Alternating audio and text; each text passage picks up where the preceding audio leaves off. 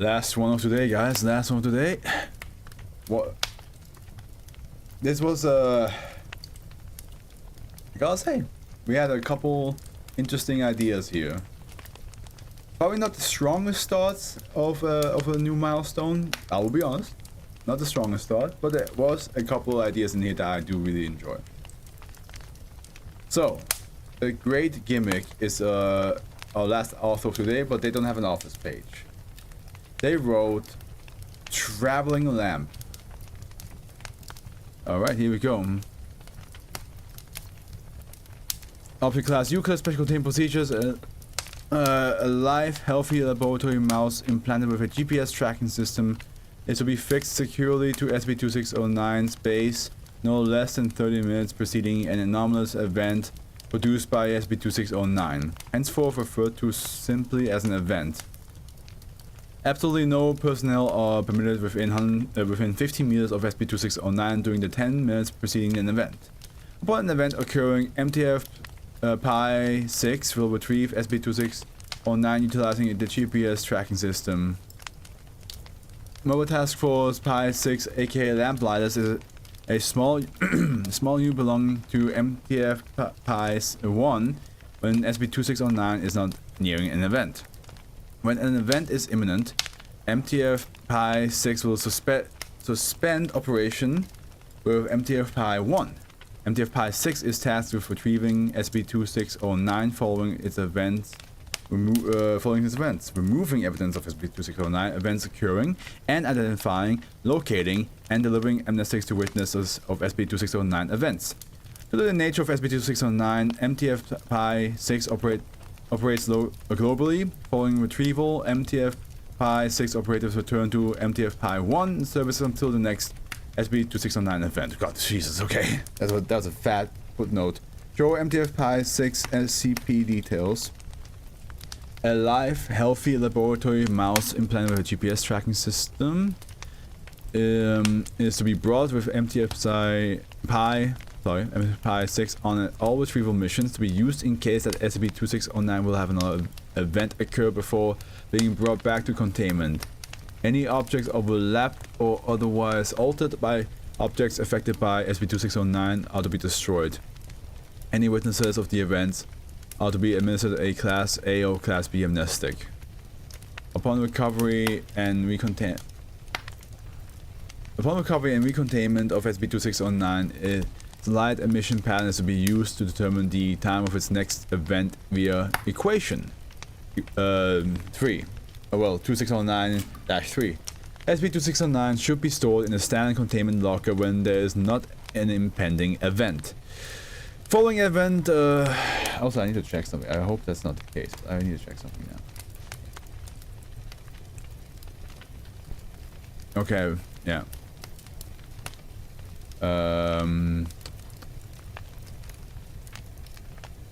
Sorry. Where was I? I just confused myself.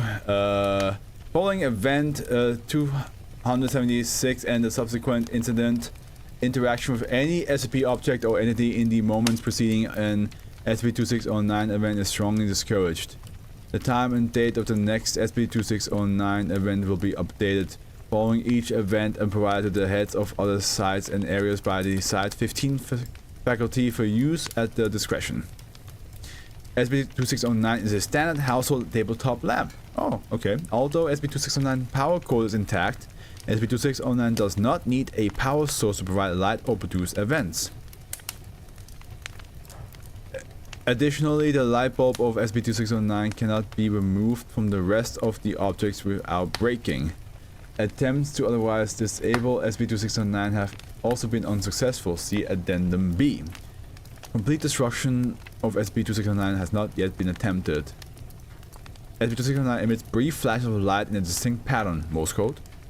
The time between flashes and the intensity of the flash both correspond to the time remaining until an event, with the interval decreasing and the brightness increasing the closer SCP-2609 is to an event. Time between flashes have been observed to be as long as 9 hours following event 145, with the flashes being approximately 0.007 lumens in intensity at a time. When within 10 seconds of an event, the time between flashes reaches a minimum of approximately 0.21 seconds, with the flashes being approximately 15,000 lumens in intensity.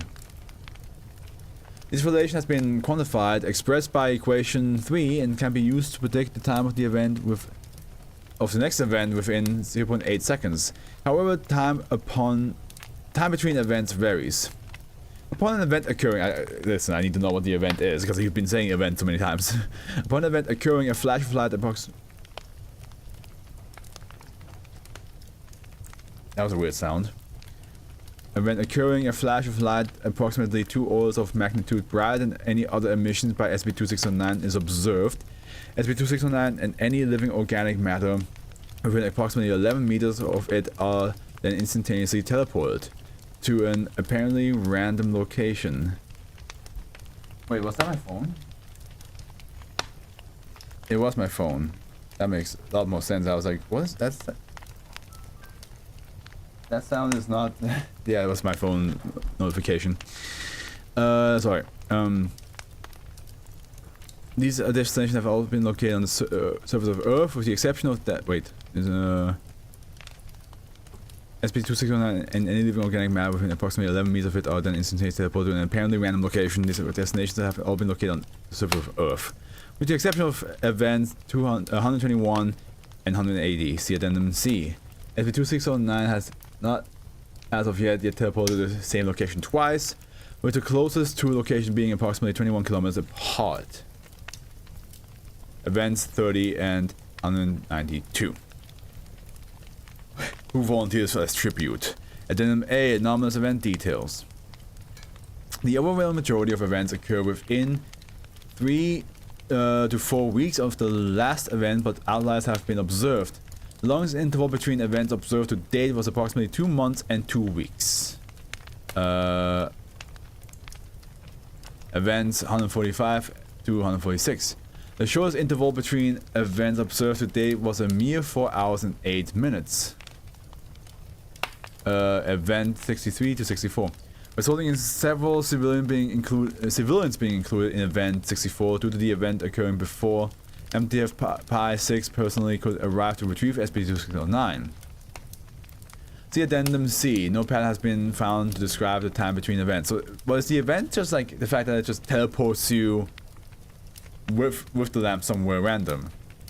Inorganic matter is not affected by SCP-2609 with the exception of SCP-2609 itself, unless it is entirely contained within living organic matter. That organic matter is treated the same as inorganic matter. GPS tracking devices implanted into the live laboratory mice have been effective in tracking the location of SCP-2609 after the event. Okay.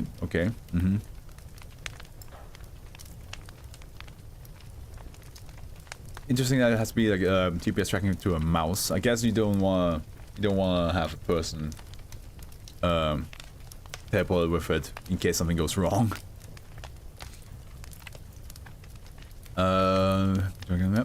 Matter teleported along with SCP-2609 appears at a new location without changing its distance, direction, and rotation relative to SCP-2609.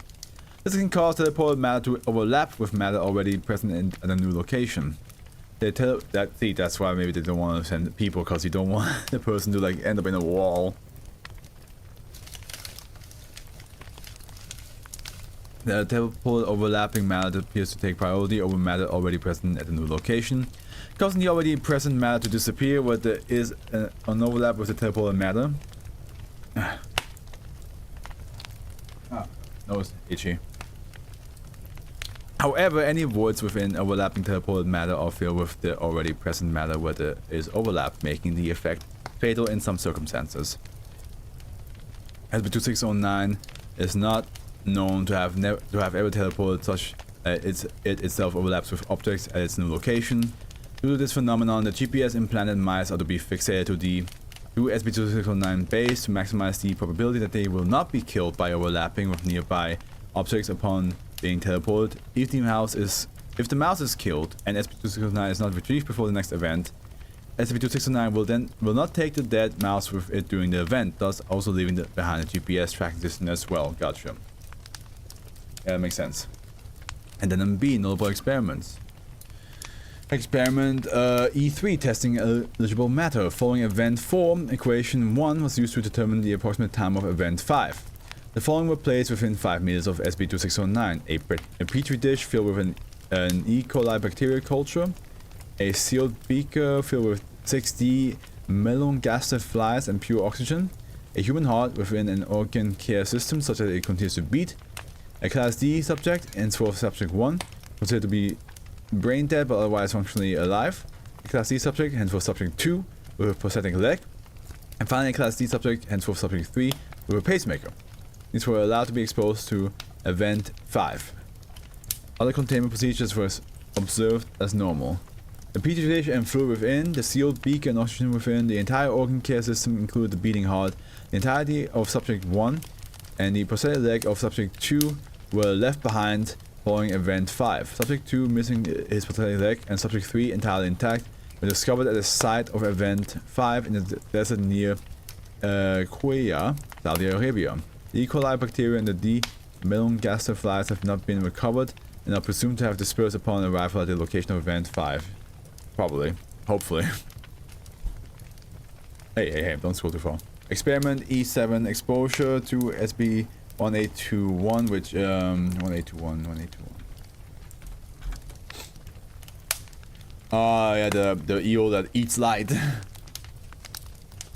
Requests for attempts to disable SB2609 were approved shortly after event 2609-276. It was postulated that SB2609 light's source was the cause of its event. However, some faculty were concerned that if the light bulb was indeed the source of the event, breaking the bulb could have catastrophic effects. Due to all attempts to remove SB2609's light bulb proving futile, it was suggested that SB1821 be utilized to extinguish the bulb. Makes sense. It does eat light. It does absorb light. Following approval, the experiment was prepared. After event 280, equation 3 was used to confirm that the time until the next event of SB2609. SB2609 was then taken to SB1821's containment tank. SB1821 responded positively to SB2609, vocalizing and kissing SB2609's light bulb with -1. SB2609 was retrieved from SB1821's tank before SB1821 could begin attempting to consume SB2609. As with previous sources of light exposed to SB1821, SB2609 bulb ceased to provide visible light after contact with SB1821. However, no instance of -2 was observed. Upon the predicted time of event 281, SB2609 will still teleport to a new location in Sierra, Brazil. Moreover, the bright flash of light indicating an event was still observed, implying that SB2609's light bulb is not the source of said flash of light. That and also, yeah, stopping the light does not mean stopping the event. Okay. Upon retrieval, SB2609's circuitry was observed to still function as if it were illuminating a light bulb, having steady pulses of electricity in regular intervals. Using a voltmeter, equation 3 was applied to these pulses and predicted a time for event 282. Let me check something. I want to know which SB came out on YouTube right now, 7 minutes ago. Oh yeah, the little tram that takes you to like little adventure. You just sit in there, you look outside, it's just fantasy of land outside. Yeah, that's a cute one. I like that one. Experiment EA, breaking of light bulb. Oh shit, they're actually gonna try it. After experiment E7, event 282, and the use of equation 3 in conjunction with a voltmeter to determine the time of event 283, attempt to remove SB2609's light bulb was resumed. Following failure of all gentle attempts, SB2609's light bulb was broken in a more assertive attempt. No abnormal effects were observed upon breaking the bulb. However, event 283 occurred at the expected time and the primary flash of light was still observed.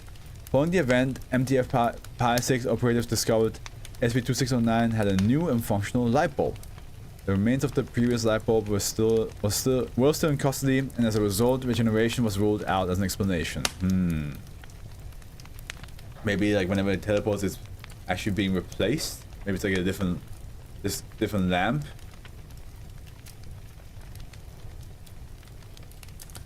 Pending experiments, SCP-2609, property of removing any living organic matter within approximately 11 meters of its vicinity following an event has led to it being suggested as a sterilization tool. All experimentation in this area is pending. A method through which proper containment procedures for any given test subject following an SCP-2609 event can be devised. Following event 180, SCP-2609's potential as a tool for identifying living organic material that would otherwise be ambiguous, Dr. was tentatively suggested. The subject to be tested could simply be exposed to an SCP-2609 event, and if affected, the subject is confirmed to be both organic and living. However, any experimentation in this direction is again prohibited pending a method through which proper containment procedures for any given test subject following an SCP-2609 event can be devised. Yeah, also like, you don't want them to send something that you shouldn't send with the lamp somewhere random on the road, you know. That sounds like a bad idea. Following event 276, in the subsequent incident, multiple requests were submitted by various faculty to attempt to terminate SCP-2609 on account of its unique, albeit exceedingly rare, ability to disrupt containment or interaction with any other SCP globally.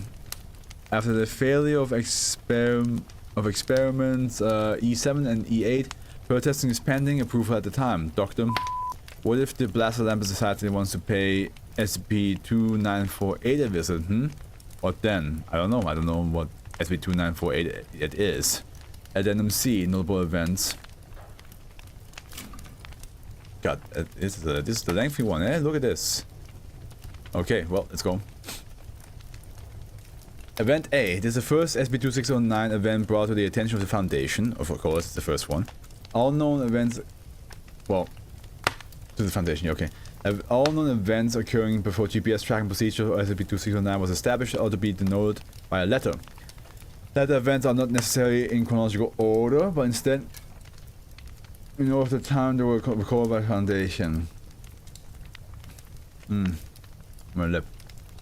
On July 8th, 1986, a 71-year-old woman named living alone in Manchester, England, called 999 to report what she thought were aliens invading her home.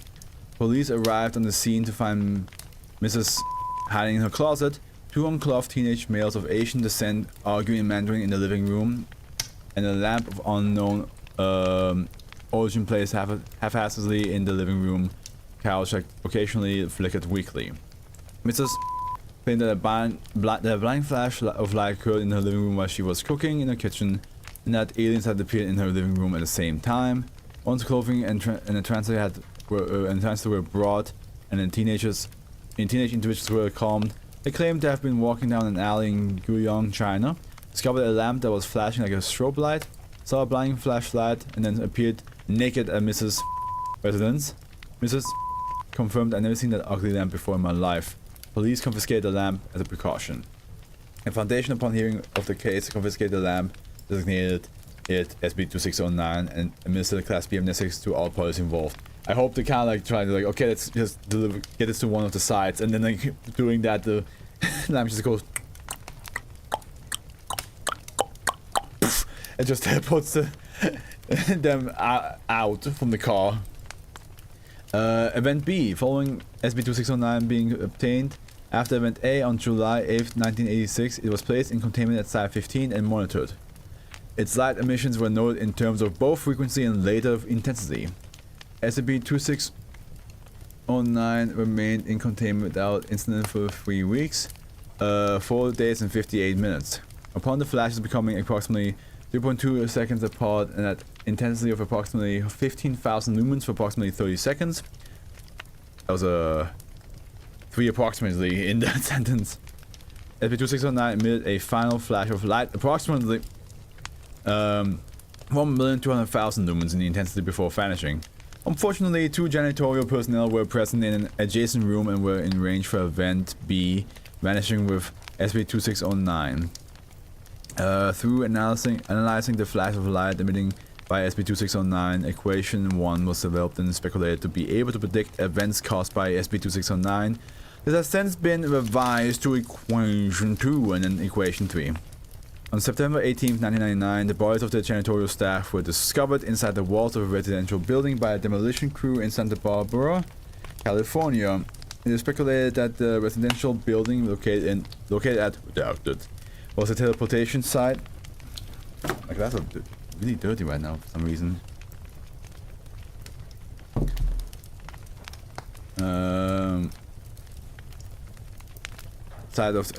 Was the teleportation site of event B, and that the janitorial staff appeared within the walls of the house. Even void in the body was filled with the material of the walls, causing them death in approximately 1 to 3 minutes.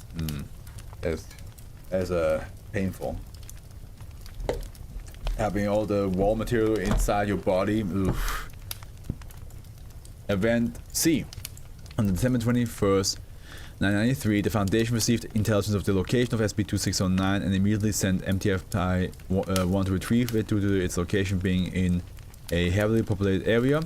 Class C personnel were utilized to set up multiple experimental tracking techniques upon recovery of SCP-2609, including a method very similar to the currently required procedure. Equation 1 was used to predict the time of the next event, event D. SCP-2609 was then contained in a 30 x 30 x 3 meter storage chamber for the following 2 weeks and 6 days. Event D occurred within 7 hours of the time predicted by Equation 1. MTF-1 was sent to retrieve SCP-2609 due to event D also occurring in a heavily populated area. Further experimentation was conducted in the following events: Events 1 to 8 to refine the tracking techniques and safety precautions. MTF-6 was also established as a separate team for future retrievals, beginning with Event 1. And then we're skipping from C to M. Event M. This is to date the earliest suspected SCP-2609 event. On August 30th, 1951, an amateur pilot flying above Boise, Idaho, reported a blinding flash of light and a lamp falling into his lap, caused him to crash into redacted. Authorities at the time dismissed his story and he was held liable for all damages. The pilot kept the lamp but then reported that it disappeared about 2 weeks later, along with his pet bird. Oh no. Not your pet bird, boy. Ugh. Well, yeah, of course, nobody's gonna believe, like, the idea of, like, telling somebody, like, yeah, a flash of light happened and this random lamp popped up. Of course, nobody's gonna believe that. That's not... It's always like, I'm always, like, split, right? I'm always thinking, like, to myself, like, yeah, like, what do you expect if you tell, like, you said in the horror movies, for example, like, what do you expect if you tell them what you saw? Do you really think they're gonna believe you? Like, oh shit, I saw the body of the notorious serial killer, but it's walking around like zombified. Of course, that's gonna be hard to believe. But at the same time, I'm also the type of guy who's like, if I tell you I saw some horror-related shenanigans, you better believe me, because I would not. First of all, I'm not the type of person going around being like, I saw this thing, and then it's like something unrealistic. If I say I saw that, you better be like, you would not lie to us. Let's go. Let's get out of here. Event 64. Standard procedure was observed anticipating Event 63 on November 14th, 1998. Upon the event occurring in SCP-2609's location in Lecce or Lecce? No, it's not Lecce. Lecce is written differently. Lecce, Italy, confirmed a retrieval team was sent. However, while the retrieval team was en route, the location changed to Atacama, Chile. Upon arrival at the second location, SCP-2609 was found perched on a narrow rock outcropping from a high cliff. The bodies of these individuals were discovered at the base of the same cliff. Reflecting seismology revealed the bodies of an additional 2 individuals within the cliff face. The identities of the individuals not within the cliff face were confirmed as Italian citizens, and the teleportation to Atacama, Chile was assumed to be a separate event from 63, deemed 64. The intervals between events was 4 hours and 8 minutes, by far the shortest interval observed to date. Fortunately, the mouse with GPS tracking system survived Event 63 and remained in the vicinity of SCP-2609, allowing retrieval following Event 64. Event 121. Sorry. This event was the first of the 2 confirmed events to date where SCP-2609 did not teleport to a location on the surface of the Earth. On March 11, 2001, a Russian Oscar II class submarine discovered SCP-2609 on board their vessel following Event 121. The vessel was in deep sea, approximately 500 meters below the surface level. It says here on the surface of the Earth, so yeah, underwater does mean it's not the surface. Due to the vessel's missions lasting months, Event 122 occurred before SCP-2609 was able to be taken into Russian government custody, not study. Foundation negotiators were able to work with Group Division P to ensure that the survival of the GPS implanted mouse and its continued proximity to SCP-2609. As a result, SCP-2609 was able to be retrieved at its location in Zhangjiakou, China, following Event 122. Due to the mouse being alive and thus the GPS tracking system being included in Event 122.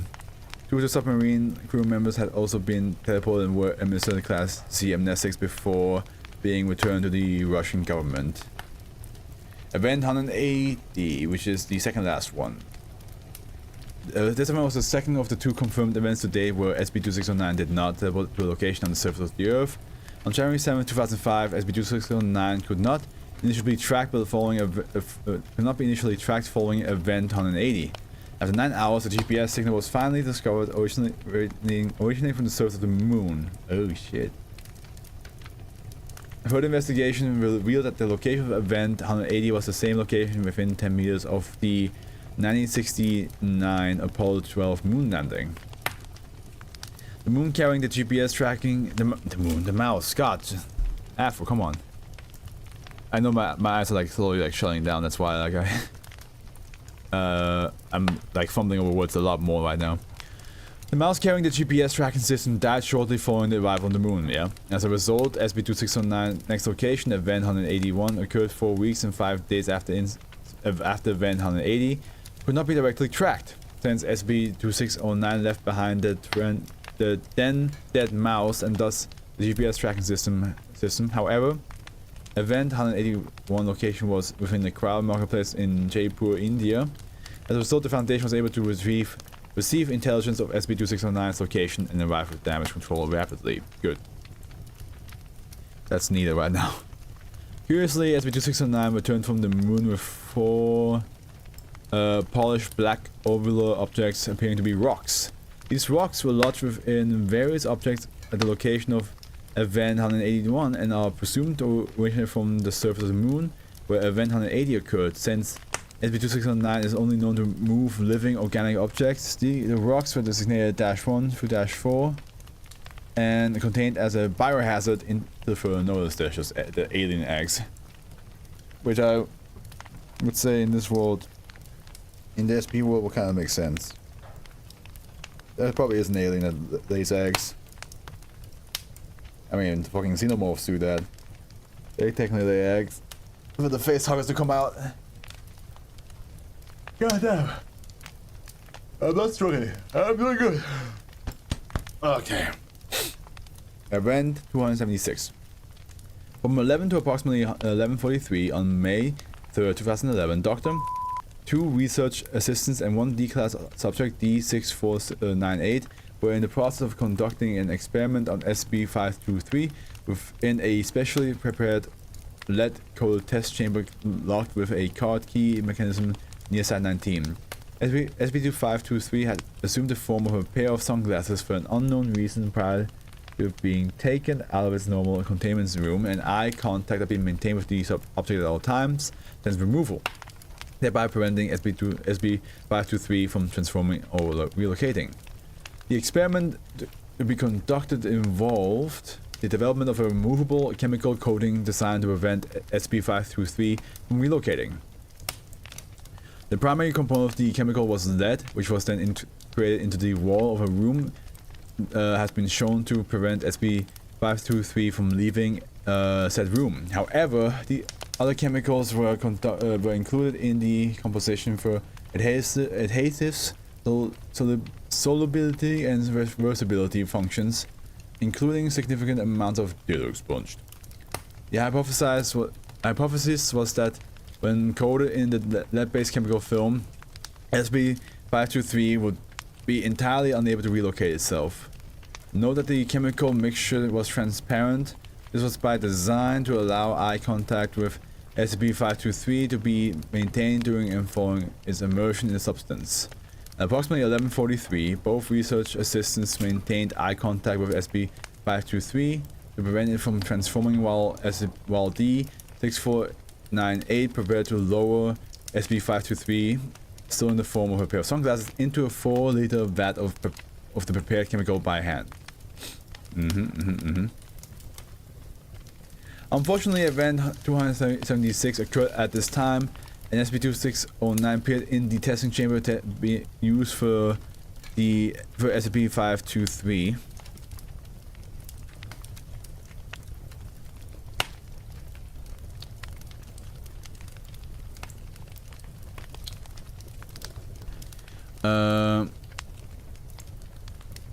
The flash of light SCP-2609 emits upon an event occurring temporarily blind all 4 individuals within the room. During these seconds of visual disorientation, SCP-523 made a transformation, a translocation, and another transformation in rapid succession.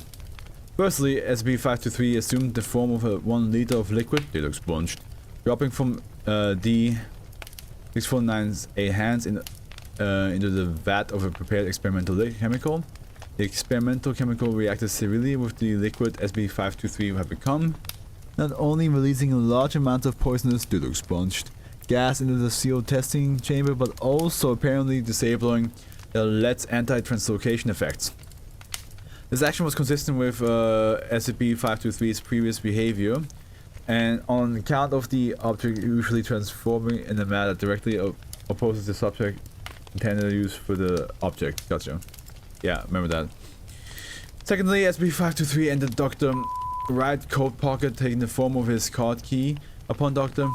Attempting to let himself, his assistant, and D-6498 out of the testing chamber by inserting SCP-523 into the card receptor. SCP-523 transformed into a toaster strudel. A portion of SCP-523 inserted into the card receptor then broke off, blocking Dr. from inserting the real card key into the card receptor. Those within testing chambers were unable to resolve the issue before the buildup of dildo expunge. Gas was sufficient to kill all within the testing chamber. SCP-2609 was retrieved without incident later the same day, while SCP-523 was discovered and recontained the following week. Following event 276 and the subsequent incident, interaction with any SCP object or entity in the moments preceding an SCP-2609 event is strongly discouraged. Yeah, that makes sense. You don't want to be jump scared or disturbed or have a trigger be accidentally activated. The time and date of the next SCP-2609 event will be updated following each event and provided the heads of other sites and areas by the site's 15 faculty for use at their discretion. Man, this lamp is causing some massive problems, isn't it? Such a simple idea of like a lamp just teleporting to random locations, and the bulb and the light is kind of like a clock that's showing you that it's getting close to doing so. But yeah, it's causing quite some trouble because it's like it's a SCP that's just roaming freely. Did they put Euclid for this one? Yeah, Euclid. Makes sense though. You just have to be prepared and also figure out how to like not make him teleport. That's the biggest need right now. Okay, I'm gonna stop right here because I can feel my body shutting down. Okay then.